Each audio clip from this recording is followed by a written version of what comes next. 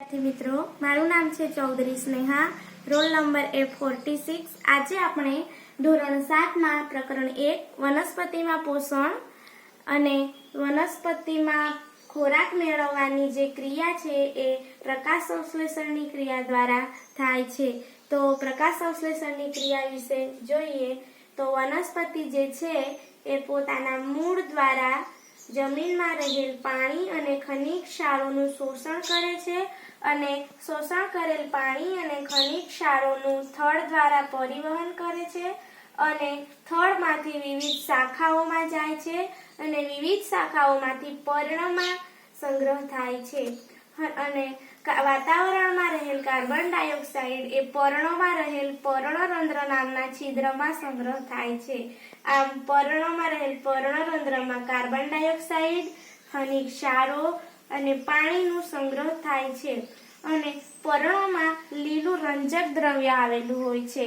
આ રંજક દ્રવ્યને હરિત દ્રવ્ય કહે છે। હરિત દ્રવ્યને ઇંગ્લિશમાં ક્લોરોફિલ કહે છે। આ ક્લોરોફિલ જે છે એટલે કે હરિત દ્રવ્ય એ સૂર્યપ્રકાશમાંથી પ્રકાશ શક્તિનું શોષણ કરે છે અને તેનો ઉર્જા સ્વરૂપે ઉપયોગ કરે છે।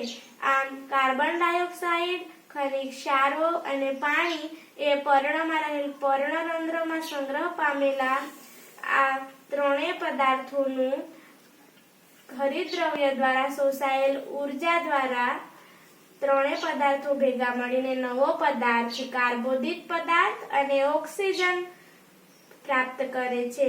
કાર્બોદિત પદાર્થ એ સ્ટાર્ચ સ્વરૂપે હોય છે, જે સ્ટાર્ચને વનસ્પતિ પોતાના ખોરાક તરીકે ઉપયોગ કરે છે અને ઓક્સિજનને વાતાવરણમાં મુક્ત કરે છે। આમ પ્રકાશ સંશ્લેષણ એટલે સૂર્યપ્રકાશની હાજરીમાં વનસ્પતિમાં થતી ખોરાકનું સંશ્લેષણ। આમ પ્રકાશ સંશ્લેષણની ક્રિયા જે છે એને આપણે મોડેલ અથવા ચાર્ટ દ્વારા સરળતાથી સમજી શકીએ।